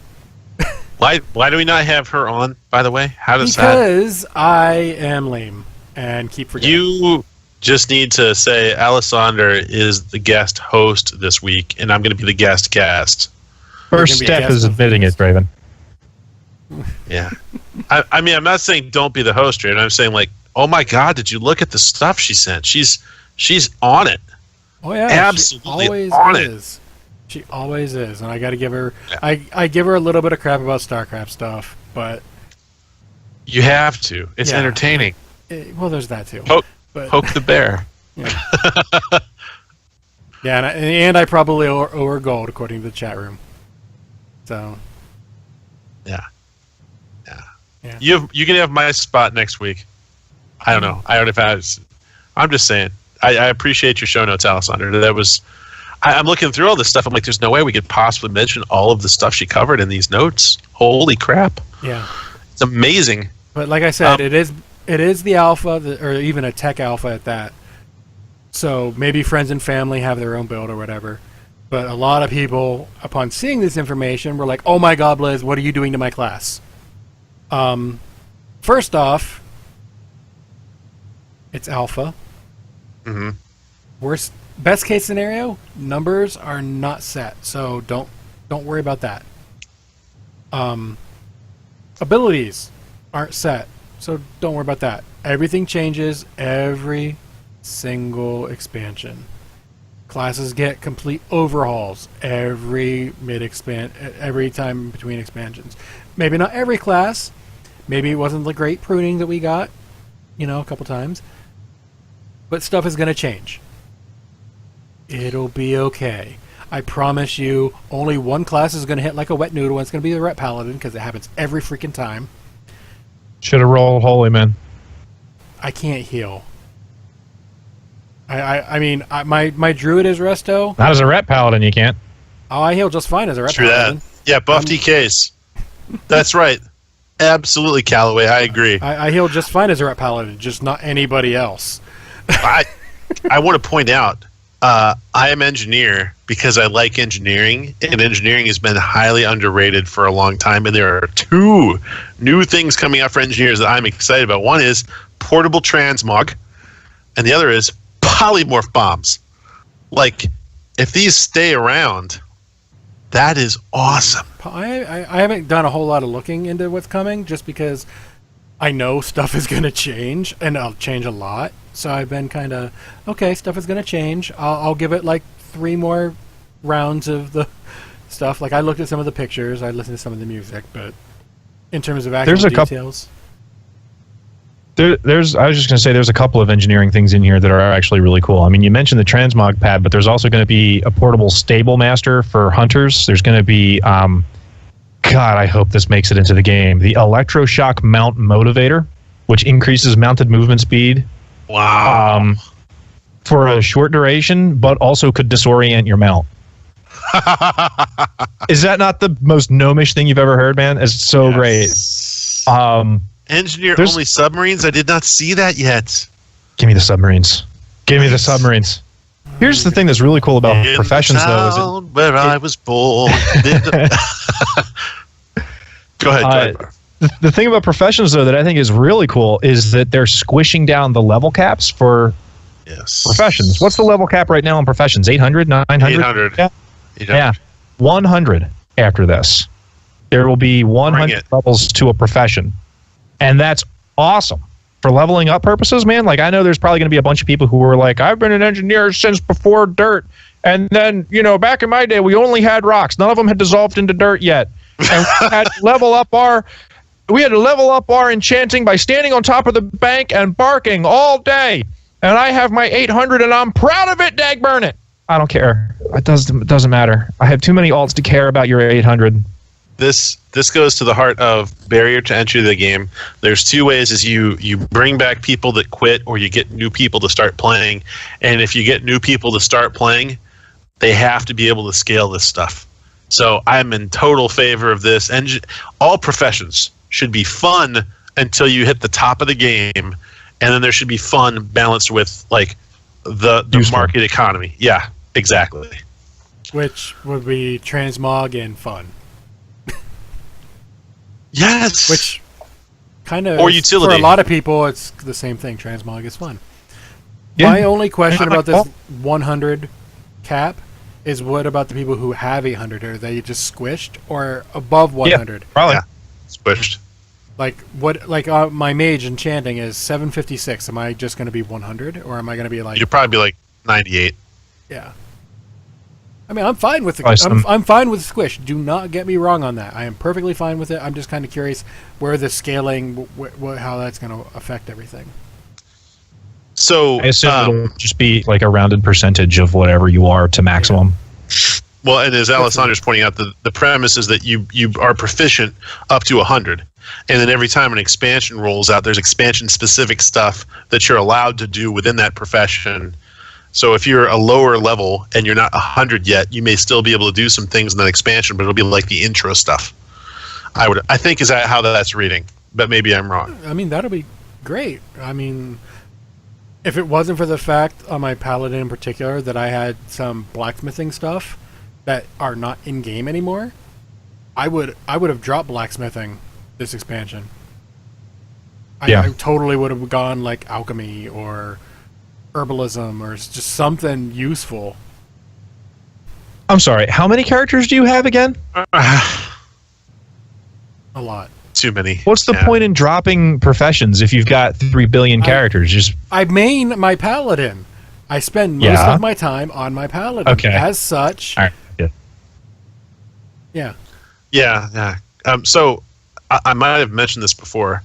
I remember in Warsong Gulch, when it was one of the only battlegrounds out there, sitting on the 3rd floor and lobbing iron bombs and iron grenades down on people and like legitimately crushing them with grenades from engineering. Yeah, they hate it when you do that. Oh, it's great. I miss those days. I would like to see a piece of engineering where that's still relevant. I don't know, but that's. You know what I'm talking about, man. That was fun. Brother, I'm an engineer. Full of tell me. Boo! Boo! I don't have, for this expansion, I do not have a max level of every profession. However, as of last expansion, I did. It's just this expansion, I just kind of gave up on professions due to the significant gold cost of leveling them. Even now, it's not as bad now, but it still is pretty hefty. See, I'm actually going the opposite. I'm digging back into it. I realized that I had a bunch of max levels that I wasn't doing anything with at all, like order hall and professions and nothing. I was like, no, I got to fix this. So I've been running the shaman and the death knight and the demon hunter through Argus to unlock the quests to let me get higher item level followers. And then once I get that done, I'll be running them through the order hall stuff. And then besides that, leveling up their professions so that I can actually start making some money on the back end. Oh, yeah. It's been working out so far. Yeah, been giving me something to do. Yeah, nothing wrong with that. It's just one of those in things the day to day. At the start of the expansion, I was like, okay, let's go. And then all of a sudden, I saw what everything was going to cost. And while I can afford it, or could afford it before this last weekend, is it cost effective to do it? It wasn't worth it to me because the cost benefit analysis. Yeah, it just was not worth it because my main is blacksmith jewel crafting. Jewel crafting, okay, I could make some money off of that if I put any effort into it at all because I have all those patterns. Not an issue. Blacksmithing, I don't think you could make it outside of the first couple weeks. It wasn't worth it. So, have you just been vamping this whole time because there's like 4 times the story has come up and we're on World of Warcraft and we have not heard it yet? What happened? Did you finally pay Sakushu or what? I actually did mention that data mining for Battle for Azeroth started. So I'm glad that you were paying attention to what my words were being. But what happened to your cash, Draven? Oh, my cash? Yeah. Well, that's going to get into the next point of Warcraft news, and that's the Q&A that we're getting on Tuesday, which has Ian on it, and it is Battle for Azeroth focused, which is leading a lot of people, myself included, to speculate about pre-order date and possibly expansion date or beta date or anything like that. Give us some kind of information. Beta date. That sounds like something you can get off of Steam. No, it's Dream Daddy. I know. It's completely different.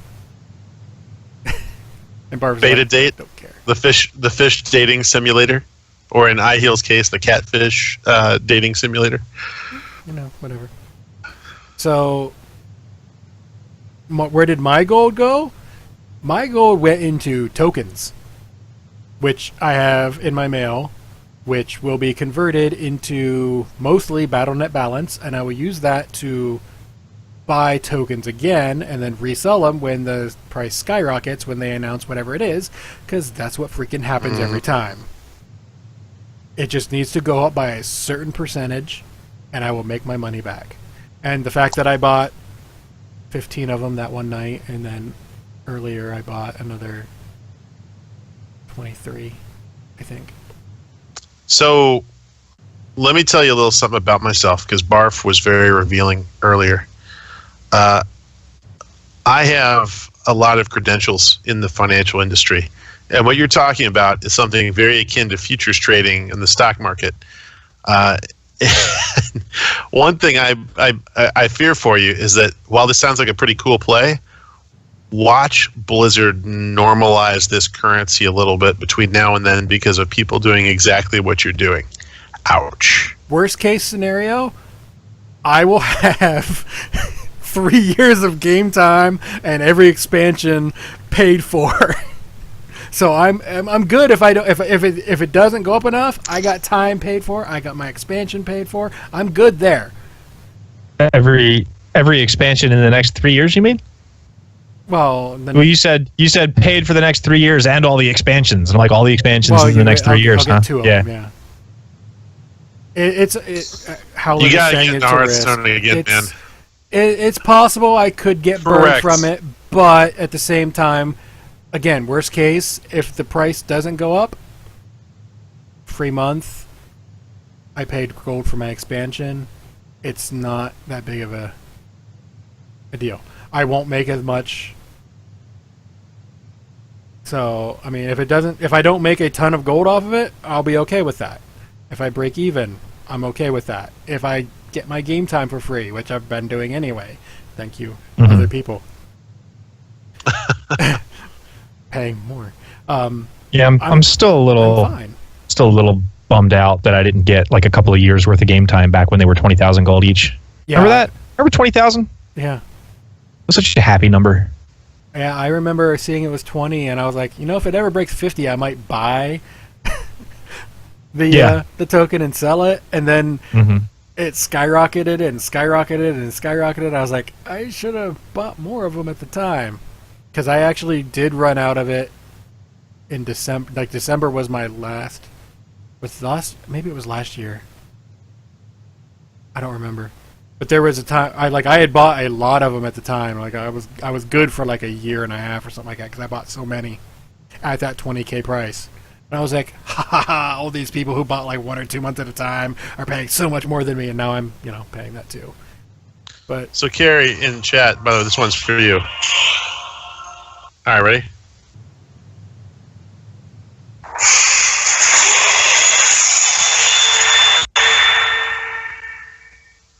I used to have that whole soundboard on my phone. It's fantastic. I don't know what that was. I couldn't make it out. Barf, bonus points. Do you know what that was? Couldn't hear it very clearly. Oh, Yeah. damn. I wish it had come across better. It was the Skyrim level up sound. Oh, then I wouldn't have been able to tell you anyway. Yeah, Damn. me either.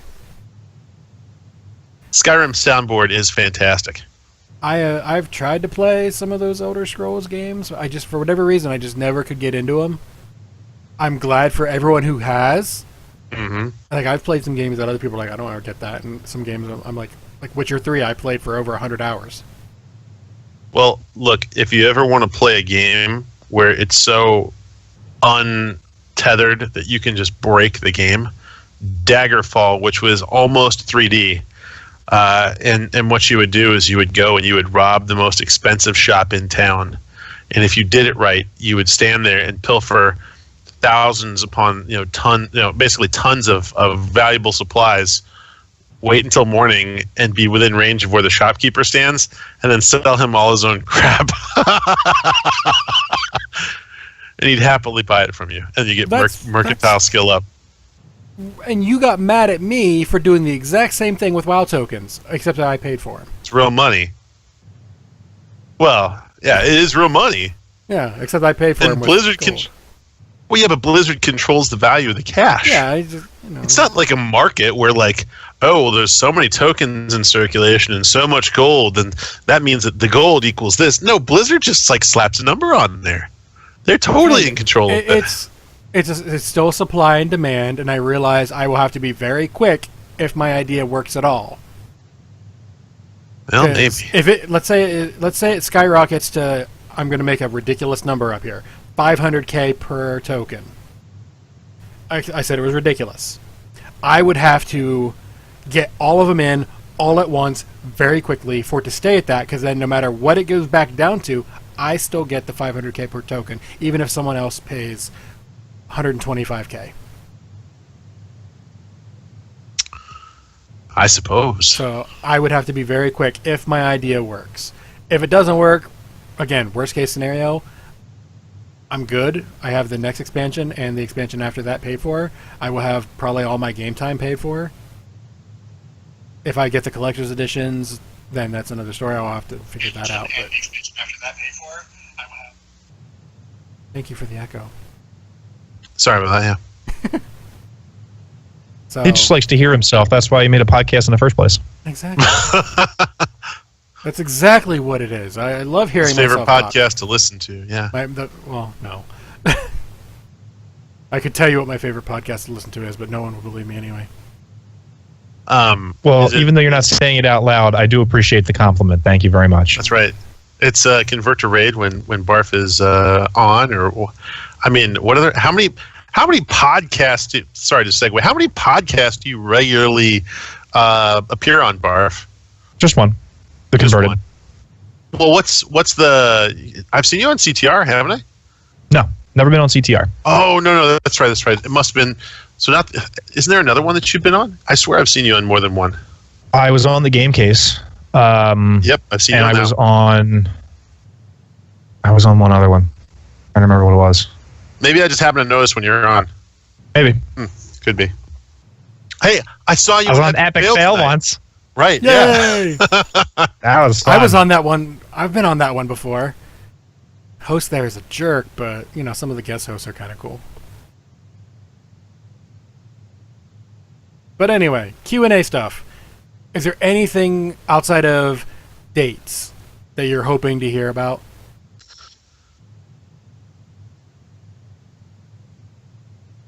I would really like to hear more about any info they have to share about future allied races. I doubt that they're going to have anything like that. I feel like they're probably going to be focused on things like the Zandalari and the Dark Irons and all those guys that have already been introduced.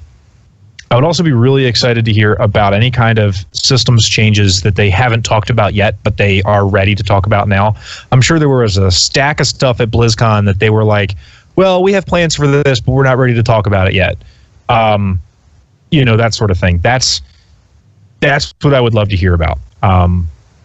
Basically, any more information about what we're looking at here with professions, or more information about squishes or any, just whatever they want to ask. I just want more. I just want data. Give me data, info, input.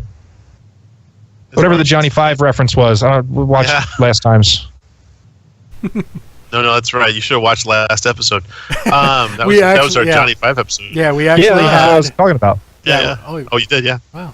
I want narrative, and I think the piece I enjoy the most is probably stories. That's why I like video games. That's why I like movies. That's why I like all this stuff. But there's so many loose threads out there in their narrative. Jaina, for example, I know it's probably coming down the pike, but with the battle for Azeroth and everything, I want to see a rich story develop I want there to be a little bit of intrigue. I want there to be, I mean, of all things in Draenor, by the way, there were some big problems with story, but there were some really cool little side things that occurred. Like Detective Chromie, every time you get to play with Chromie and you get these story nuggets, that stuff is cool. That stuff is engaging. I mean, I want that. I want to see where the story goes, or at least threads of it. And that's probably the most exciting part. You're going to get gameplay. Gameplay will change the story. The story is like the heart of the game. Yeah. I mean, I was making a joke all expansion about Jaina being a Dreadlord. I never actually thought she was. I've always said, no, she's going to be walk a it minion back of the now. old god. Yeah, She's going to be a minion of the old god. We're going to get the old god Jaina card in Hearthstone now. Yeah. It's going to have tentacles popping out of her shoulders, you know, that kind of thing. Nah. I'd play her. You'd mana tap that. I was so sad when they took that joke out of the game. It was so funny. Alright. Yeah, I'm right there with both of you. I don't think they're going to go too much into story, for the Q&A at least. They might be all like, it's coming. We know I mean, yeah. I feel like they would want to save that for, the game. Like, they would want... And I'm sure it's all going to get data mined anyway, but people can avoid data mine stuff. When you go to a Q&A, you're asking questions about systems and, planning and that sort of thing, rather than, well, why did the tree burn down? How come Sylvanas this, that, and the other? Like, It was actually not going to... He was playing with matches. I seen that comic, and I believe it. I would believe it too. It's got to be Nomi. The Horde tricked Nomi into thinking that Nomi's invited to cook dinner there. Yeah. Either way, yeah. I would believe it if it was either one, but I have a feeling it's something else. And like how London Chat's saying, if they do lore in the Q&A, people are going to be upset. Mm-hmm. I'm typing to Hallen, but I'm just saying that they don't need to give you lore, but they should tease storylines. They should whet people's appetite to be right back in it and say, hey, we have not forgotten about the Black Prince. Hey, we have not forgotten about, bring a thread of something. Don't give them the lore necessarily, but, whet their appetite and let them know that Murky's coming back at the bottom of the sea. And his house is going to be shockingly close to a pineapple in design. See, here's what's happening right now is you're talking about underwater content, and the majority of the listeners are going to go, oh, come on, man, no more underwater content. And I'm all like, yeah, I could do that again. Well, I could do that. That'd be fun. Better. There's exactly like it was. Coming. Yeah, I'll be in my little submarine, and when I don't have my submarine, I'll be using my... water horse or whatever? Nah, baby, even better than that. I'm reading on the website right here. How come I can't scroll? Where's my scroll wheel? Scroll wheel's broken. Nope, Scroll website's harder. broken. Whatever, Scroll doesn't harder. matter. Leather workers are going to be supposedly able to make a scuba suit. Wow. And I will be wearing my Azerothian leatherworking scuba suit in instances when I can't use my little submarine. Everyone whose character is named Steve is going to be thrilled. I'm thrilled. My name's not Steve. No, character's name, Scuba Steve. I know about Scuba Steve, but Steve. I'm thrilled.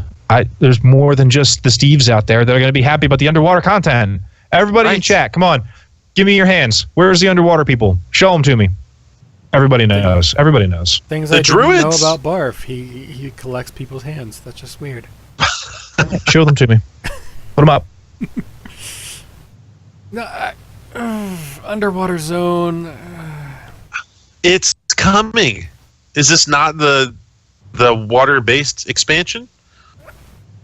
I hope so. I like rivers and lakes and stuff like that. Okay, but like Vashir, an entire zone. No, It could be so much better than it was. It could be so much. I mean, they have It the was technology. great the first time. You bunch of nerds don't know what you're talking about. Okay, so Think of how much alternate currency you can introduce with a whole underwater economy. we have enough currencies in game. Thank you. Gold is still gold underwater. Gold doesn't dissolve. Yeah, but they might not It collect. tarnishes a little, though, doesn't it? They might not collect gold. I forget. Is it gold or silver that tarnishes under salt water? It's silver, isn't it? Silver for sure. I Yeah. would imagine. Yeah, all. and you can still use gold. No one uses silver. All that glitters is gold. Not a real currency. Just gold is. I just don't like the idea of an underwater zone. I didn't care for Vashir. It could just be a Yeah. couple feet deep, Draven. Just a couple feet deep. Like I said, No. a lake or something like that. I'm okay with that. Whenever it's Give me all of the area between Zandalar Isle and Cold Terrace. Yes. Everywhere in between. One huge strip of PvP gank fest. but no underwater breathing, and even the scuba suit only lasts for so long. As a buff. That's right. Why? Hunters get an anchor trap. So you step on the anchor trap with your water walking, and it just drags you straight down. That's where I wanted to be anyway.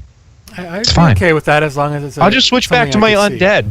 Like, I have a human paladin, and I'm very happy with him. But you know what, man? I've got undeads waiting in the wings. Yeah.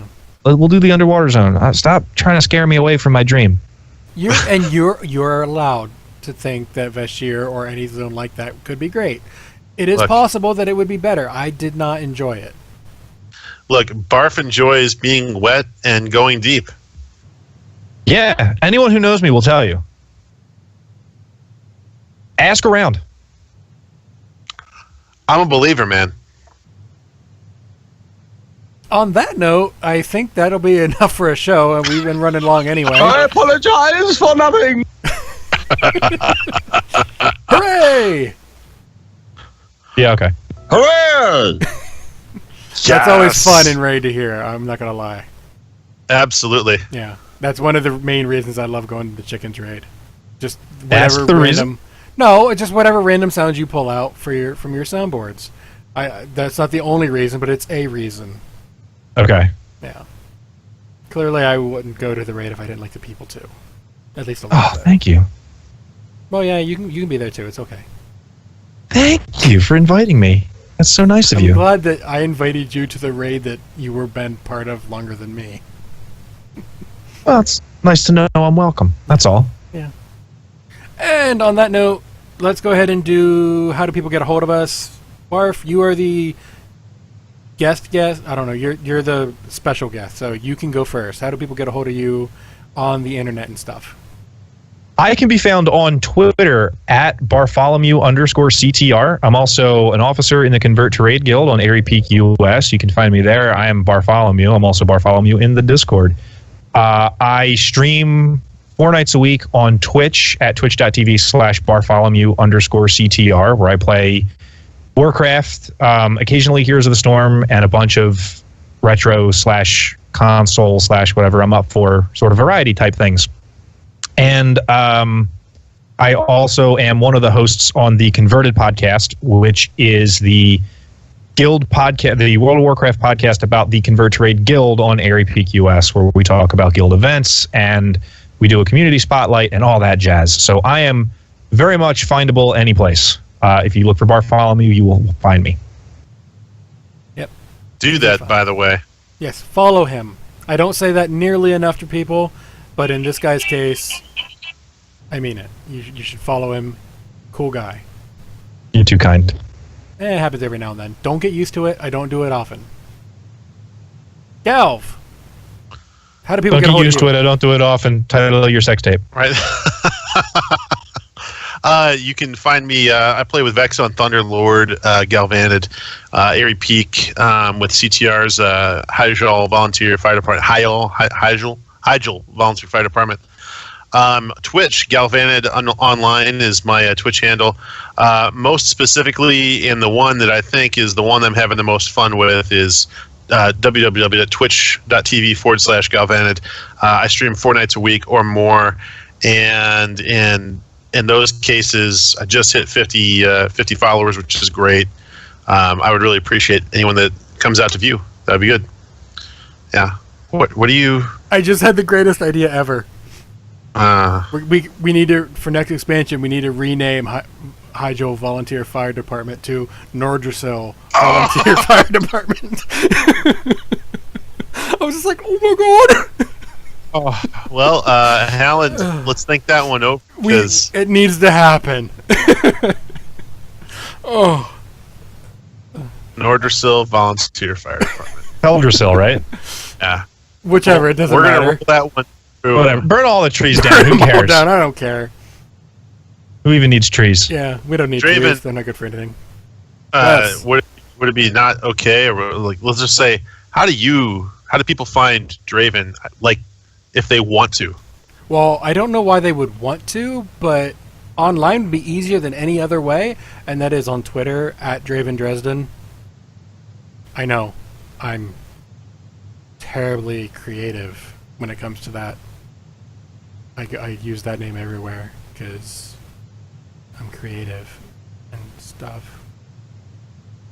Long as you're civil, polite, whatever word you want to use there, long as it means some kind of same thing, I'll have a conversation with you. Say hi.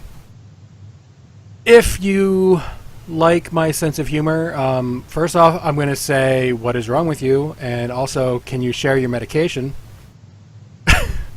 I have another podcast that I do. It is Overwatch focused. It's called Heroes Never Die. I do that with Totem and Squid whenever he can be there. And like I said, it's Overwatch and it's fun. We don't really stream that one live. We just record it and we have fun until Totem gets mad at me for making Heroes references or WoW references, and he's like, "I just talk about Overwatch." He's And- so hard to get along with. I know. Totem's a jerk. No, he's cool. Totally. Yeah, he's cool sometimes, but not really. I don't know He's good. where this accent came from. Okay, it's like uptight Valley Girl. I don't know. Weird. Anyway, that's how you would get a hold of me at Draven Dresden over on the Twitter. Easiest.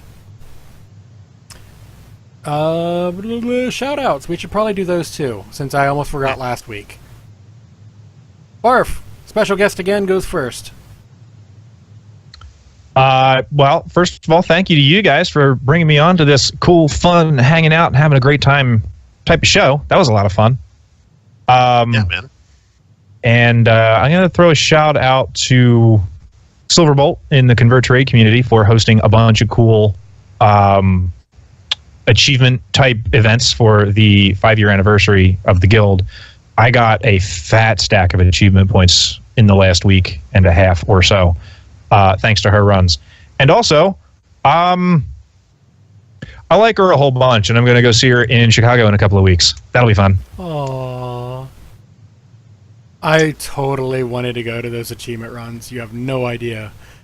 You just happen to catch... They just happen to be at just perfectly wrong times that I had something else scheduled for, and I was like... I love achievement runs, though. Yeah, they were good. Yeah. Got a lot done. Oh, yeah. But I like those kind of achievements because you get mounts and stuff out of them, and I have a few of those. Kelv, do you have any shout-outs? Yeah, I had an extra shout out earlier, but I think that the raid teams, in particular, I had some good appreciation for the HVFD groups this week. That's Halland, iHeals, Zahn, and special guest Theory in the raid channel there. We are on probably the toughest part of the content we're going to see. And in Vex too, our raid guys in Vex.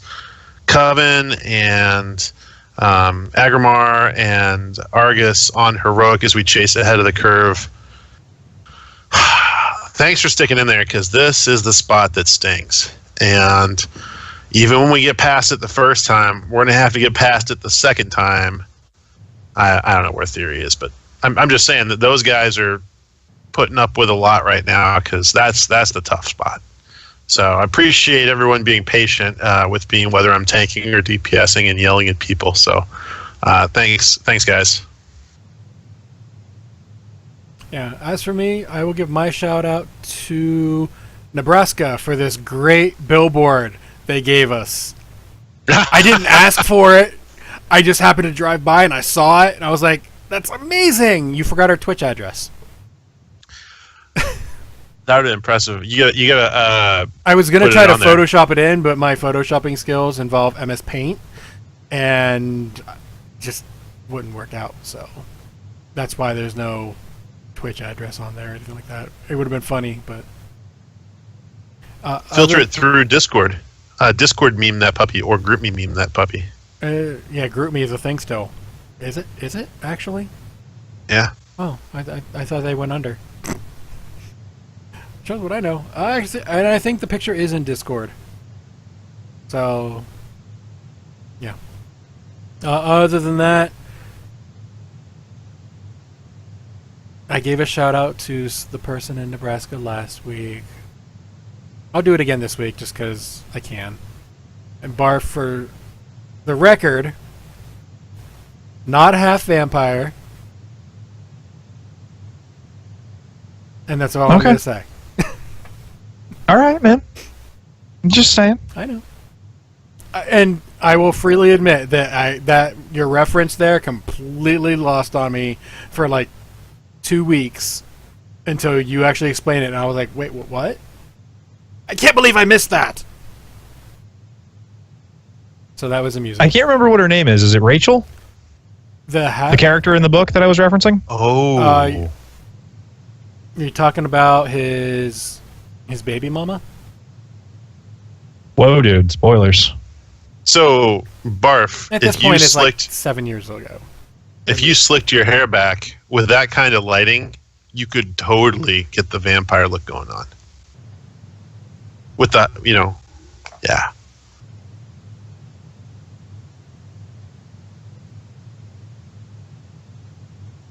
Could I really? I don't know, man. It's yeah, I don't know. Maybe. I guess so. I don't know. I'm not quite pale enough. Yeah. Look at that. Yeah. Absolutely. You got it. I approve. That's the good life right there. Okay, someone, screenshot and GIF. Thank you. And on that note, things I need to... Susan. Yeah, that's what I was, Character's name was Susan. yeah. That's what I was asking about, but I didn't... You said spoilers, so I stopped. Things I need to mention every show that I often forget. Patreon. We have a Patreon. Patreon.com/podcastepicfail. If you, for whatever reason, want to give money, we'll take it, and we'll be like, thanks. And we'll love you. And we have a couple people that I know I owe like a t-shirt to. I got to figure out a way to make a shirt with a nice logo or something, and we'll get there. We're working on it. It'll happen. And then there's Norman, who is insane and a turtle, but cool. They need a turtleneck shirt. That would be, especially since he's in the Arctic. That would be even better. Like a tactical turtleneck? Tactical turtleneck. Yes. Maybe A with tactical neck? the snow camo digital print turtleneck. Oh, I was thinking either in a dark black or a darker black. Darkest black, yeah. Archer? The Archer black? What about the bigger, blacker turtleneck? Yes. Phrasing, Lana. Are we still doing phrasing? Mm-hmm. Other than that, we have a Discord, bit.ly/epicfaildiscord. All one word. Real simple. Other than that, opening music is from bensound.com. Eventually we'll have other sounders and stuff and, all that fun stuff. But for now, until I have time to actually work on it, that's what we got. And we're allowed using it thanks to the licensing under Creative Commons by Attribution 3.0. And now that I have all the legal stuff out of the way, that appears to be a show, which was a lot longer than I expected given the amount of notes I put in. But, I have, a couple cool people, and Galv is here too.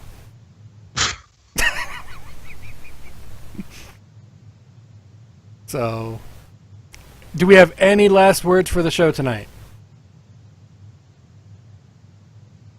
We've got explosives! Okay.